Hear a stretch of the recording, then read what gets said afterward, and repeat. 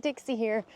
We are finally having a beautiful sunny day in Alabama. It's been dreary and gross for days. So I wanted to get out on trail and enjoy the sunshine.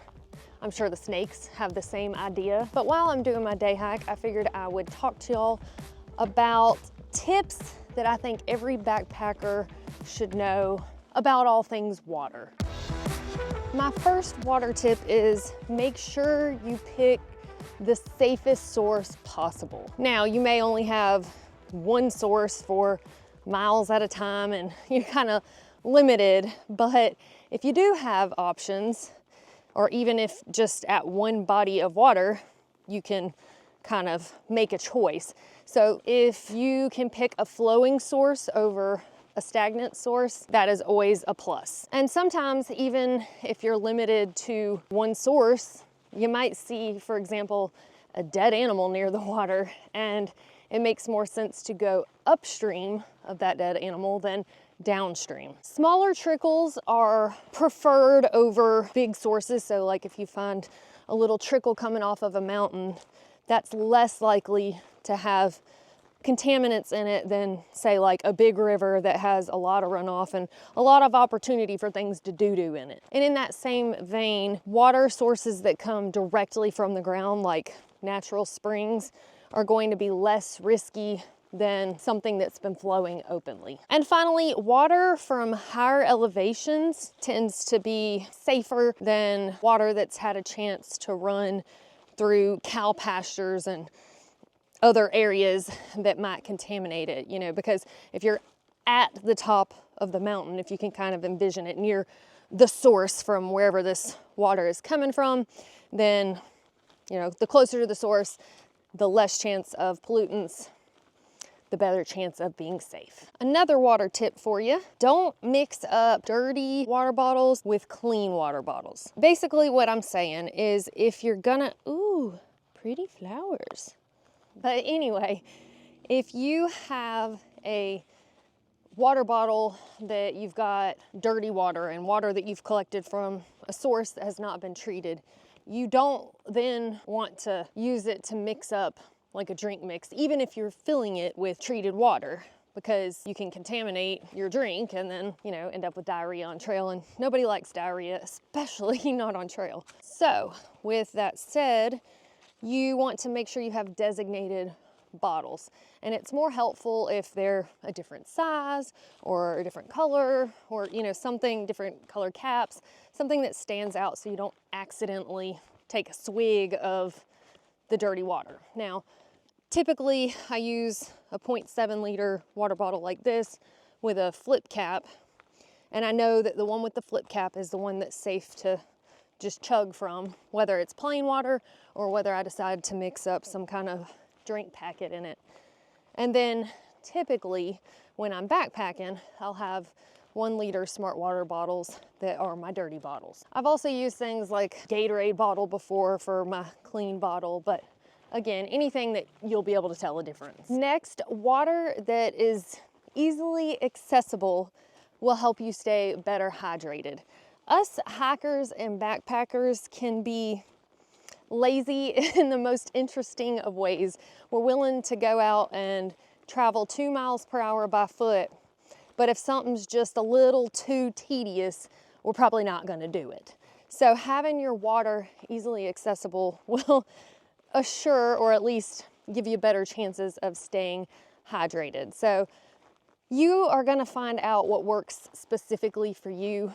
It's different for everybody, but having something like a bladder or even a bottle and tube system that leads to a bite valve might work well for you. And I've actually got a little tube hydration system that hooks to a bottle that I'm going to try for the first time today in just a little bit. And basically that tube system and bite valve is just right there on your shoulder, so that you can access it anytime you really think about it, and you don't even have to, you know, pull out a bottle and unscrew it and all that. Another option is if you don't have a bunch of junk you carry in shoulder pockets on your shoulder straps, then they make these bungees specifically for hooking something like a 0.7 liter water bottle to your shoulder strap. So your water bottle is right there in your face. And I would argue that it's a little bit more involved to take that off and drink out of it than just, you know, grabbing a hose and a bite valve. But it really just boils down to, again, personal preference. For me, having my water bottles in my side stash pocket, like that one right there, works out better just because I do carry so much junk up here in my face in my shoulder strap pockets. But anyway, it really boils down to, like I said, personal preference. Well, I took me a short little break here at the beautiful Lake Martin, another little slough area, if you will. And I keep feeling like I don't know what to do with my hands because I realized when I pulled up here that I left my trekking poles at home. But anyway, while it took me a little break, I hooked up this 1 bottle hydration system here. It goes into my clean water bottle and it's got a little magnetic clip here.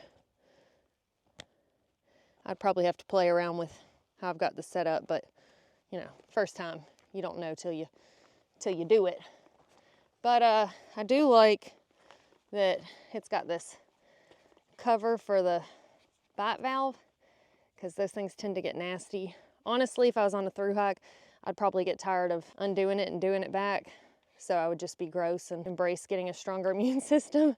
But also, one of the downsides to these bite valve things is sometimes they can leak. So I do like that also it's got like a little on and off switch here. Not doing a great job of it. But anyway, this little yellow thing right here is an on and off switch. And even though I had a little start guide, I failed to actually like read it. So it was easy to figure out. But anyway, it's a success so far. My next tip is make water collection / treatment as simple as possible. This really is gonna depend on your preferred hiking style, and since most of the time my hiking / backpacking style has been through hiking, so I don't typically stop and take a break at every single water source just because time is of the essence. So I like the option of scoop and go. And for that reason, the Sawyer squeeze has worked out well for me. It costs about $45, weighs approximately 2 to 3 ounces. And the system that I have, which is just the screw onto a smart water bottle, you just scoop your dirty water into your smart water bottle, screw it on the top, and drink right through the filter. Now, the Sawyer squeeze does come with multiple options. You can squeeze from a little pouch if you want to, instead of drinking through the filter. You can do an inline type thing.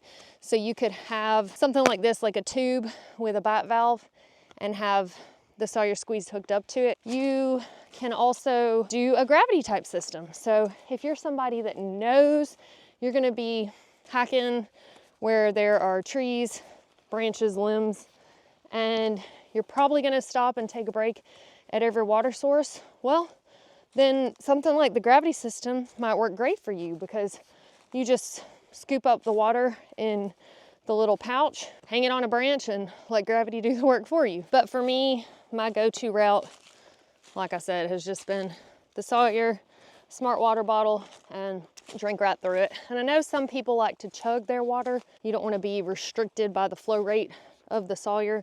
But if you keep this thing good and back flushed, then it's got a pretty good flow rate. The Sawyer seems to be the most common tool, if you will, on the trail for treating water, at least here in the US. And the Sawyer is just, like I mentioned, lightweight. It's very quick as far as you can drink your water immediately. Whereas with different treatments, like a chemical treatment, for example, you have to wait 30 minutes or more before your water is safe to drink. But I like my system because I don't have to take my pack off to get water, to filter it. I can just, like I said, scoop and go. And also because I don't have a hydration bladder hooked to a hydration tube as my setup, I don't have to wonder how much water I have on me at any given time. I can just look in my cup holders and check my water bottles, and it's easily visible and something I can keep track of. And if I want to mix up a drink mix, well, that's not a problem. I just squeeze from my dirty bottle through the filter into my clean bottle and then add a little drink packet. My next tip is when you are dealing with a shallow water source, you got to get creative. There are a couple of things that you can do. First, if you've got like a trickling stream, you can sometimes put a leaf in the flow and then set a rock on the upstream end of the leaf, and it'll almost create like a little spout or waterfall, mini waterfall, and you can get your bottle up there and collect what's shooting off of that little leaf. If that doesn't work for you, or if you don't want to fool with that, then there is the option of carrying a scoop. And for me, I like having a cup to drink coffee out of in the morning anyways. So I've got a Sea to Summit cup, so I've used that as a scoop before. Another instance where you might need a scoop is if you are using the Sawyer squeeze method, but you're actually going to use the bladders that it comes with. If you are collecting from a stagnant source like the lake that I'm out here by today, it's not super easy to plunge that bladder into the water source and have it fill up with water, because the pressure of that water will collapse the bag. Now, if you blow into it and kind of poof it up, that seems to help, but I've found that having a scoop to collect the water and then pour into the bladder is a lot better. Now, you might be thinking, well, wait a second, you told me not to mix up my dirty stuff and my clean stuff, and now you're fixing to put your coffee in this scoop that you've contaminated. Well, you could use something else if you wanted to, very lightweight, like you could cut out the bottom of a smart water bottle, for example. You know, even if it's a scoop that's that tall, it's enough to actually scoop the water. Or if you do use something like a Sea to Summit cup or a food pot, if you air dry it, especially in the sun, it's probably gonna kill whatever you might be worried about. But then if you put a little hand sani on it, or if you carry some camp soap and then rinse it with clean water, you should be safe and good to go. Next up, a Smart Water sports cap top works well for back flushing a Sawyer squeeze. The Sawyer squeezes do come with a syringe that you can use to back flush, and if you'd rather use that, that's perfectly fine. But for me, I didn't like carrying something extra, especially on something like a thru-hike. So having your clean water bottle with clean water in it, obviously, and your sports cap, you can connect it to the output area of the Sawyer squeeze and then let water flow backwards, hence back flushing through the filter, and voila. And it always helps if you have something that you can tap the Sawyer on to kind of break up any gunk on the inside. I've noticed I can back flush and nothing really comes out, but then if I tap it on like a root or lightly on a rock, because it is plastic, you can crack it, then it'll bust up some of that gunk and flush out much better. But if you have been using your clean water bottle for mixing up drink mixes, make sure it's good and rinsed out and that you're not back flushing drink mix through your filter. Next, Camel up with caution.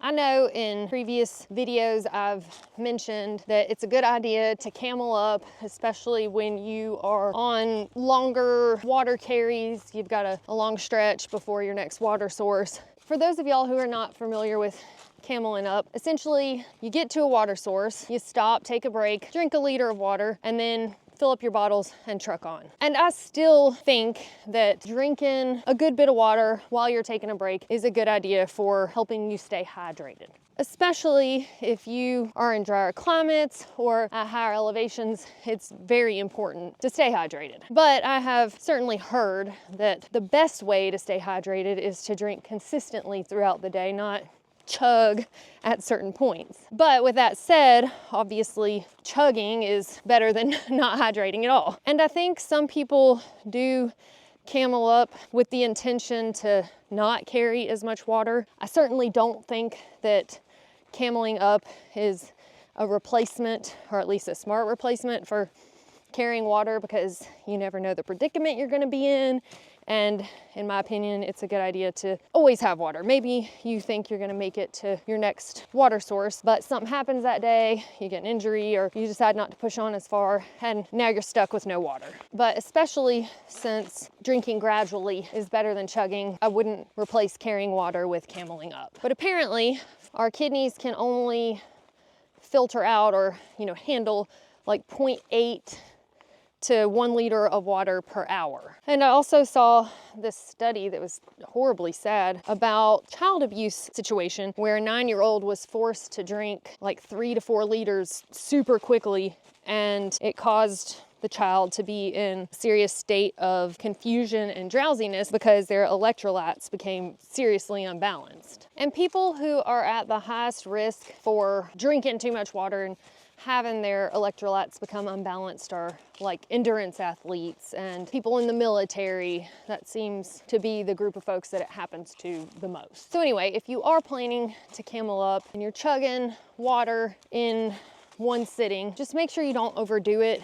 And also having something like electrolytes in a drink mixture will help to kind of keep those balanced while you're making sure you drink enough water. Which leads me to my next tip. Make sure you use drink mixes if you're just sick of drinking water. Don't stop drinking water. My favorite drink mix I use right now is LMNT. I'm sure it's pronounced element, but if you go to search up ELEMENT, you're not gonna find it. Well, you might, but it's LMNT. What I like about it, doesn't have a bunch of weird and unpronounceable additives, and it's sweetened using stevia, so you're not drinking a bunch of sugar, which is known to be inflammatory for people. I normally put about, honestly, half a packet in a liter, just something to spruce it up a little bit so I don't feel like I'm just drinking water. Another tip for you, creatine and glycerol can help you with hydration. Now, both of these things are something that you'll want to load up on for a couple of weeks before you start backpacking. But if you're not familiar with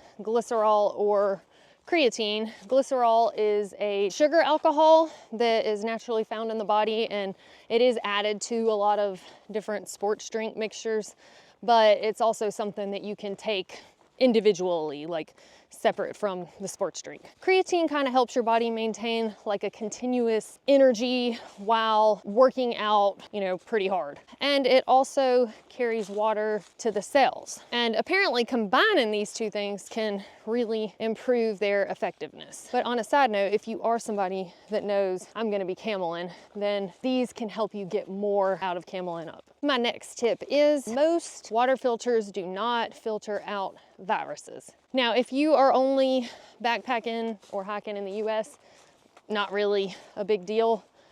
But if you're going somewhere where you do need to worry about viruses, they do make filters that will take out viruses, but they're gonna cost more and they're gonna weigh more. So just so you know, the Sawyer Squeeze does not take out viruses. Next tip is always have a backup water treatment plan. For example, these are instances where I've been glad that I had a plan B. On the Pacific Crest Trail, I got to a cistern that collects rainwater, and unfortunately there was a dead carcass in it. We were saying it's a dead cat. I don't know if it's a dead cat, dead rabbit, but something dead was in it. And I really didn't want to run that through my filter and think, oh, it'll be just fine. So for peace of mind, I boiled my water first for 5 minutes, pretty much kill anything. Had to let it cool and then poured it into my dirty water bottle and filtered it. Now, if you are in an instance where you're using boiling water to be your backup source and you don't have a working filter, I had to do that one time because I camped near this cow pond. Did not expect it to get freezing temperatures that night, but it did. And I did not have my Sawyer Squeeze in a Ziploc bag in my sleeping bag to keep it warm, so it froze. Therefore, I did not trust its effectiveness because freezing can burst the little tubular filtered thingamabobbies. And so anyway, I boiled my water at that time until I could get to town and get some bleach, which I will talk about in a second. But in that instance, when you've got sediment, you can run the water through a bandana first, so at least you don't have to drink sediment. With bleach, 1 to 2 drops per liter is good, as long as you're not at like a super gnarly source, you know, you don't have like really gross water. But if it's really gross looking, then I would say up to 4 drops, but it's gonna smell strongly of bleach. Next tip, this is one that was shared by somebody on the Book of Faces. Melt snow if there's not water and you need some. This might sound like a no-brainer, but my go-to for doing this would be to put snow in my food pot and heat it up. Well, that is fuel intensive. Now, the person who made the suggestion says that they often hike the Tahoe Rim Trail, and a lot of times when they get to camp, there are patches of snow still left under the trees. So they put the snow in these gallon Ziplocs and put them on the ground, and within a couple of hours, they're melted. Now, you'll still want to filter it to get any contaminants or particles out, but you know, it's a good way to not use a lot of fuel and to be able to utilize the snow around you. Next, test your filter before you go. I learned this one the hard way. Actually, when I was heading out to do the trail that I had started in the Sawtooth Wilderness, I just threw in my Sawyer squeeze thinking I wouldn't have any problems because I never had before, but it was not flowing well. And that was a problem for the whole trip. It just had a super slow flow rate. So it was painful to drink out of, not literally, but just because of how slow it was filtering. Now, I've heard if you discover that your filter is going super slow and you backflush it and that doesn't seem to solve it, that it may need to be soaked in water before you head out. I've never personally tried this, but there were multiple people who commented on Facebook and said that that in fact has worked for them. And my last tip for those of y'all who I have sold on the Sawyer squeeze, carry an extra Sawyer squeeze gasket with you. Now, these are the little O-rings that you'll see on the threading part of the Sawyer squeeze. And if you're not aware, the purpose of this gasket is to make sure the water doesn't come out at the threads of the bottle. So it keeps the water from spewing out there. These just tend to, at some point, kind of draw up or something, and they end up falling out. But once it turns loose and you're having to put it in every time you take your Sawyer squeeze off because it falls out, you might end up misplacing it and, you know, losing it. So carrying an extra one of these on trail is a good idea for that purpose. Now, for an on-trail fix, somebody on Facebook commented and said that they have used tenacious tape and that they just did like a single wrap around the thread of the bottle, just one layer. They said 2 is too thick, it seems like. They said go counterclockwise, that way when you're unscrewing your bottle, it's not pulling the tape off. And the cleaner your cut, the better it seems to work. And this lasted this person 3 to 4 days, and then they had to redo it. So doesn't hurt to try, and I thought that was a brilliant idea. I'm wondering now, like, what all tapes could this work with? Like medical tape or duct tape? But I guess, you know, use what you have, and that's why hikers are awesome, because we figure stuff out on the fly. Well, anyway, that is all the preaching that I have for y'all today. And somehow in all my talking and dawdling, I have about 3 miles to go and only 45 minutes until sunset. I mean, it wouldn't be a shocker if I ended up night hiking. Anyway, thank y'all so much for watching. If you found this video useful, don't forget to share it with a friend, and we will see y'all next time.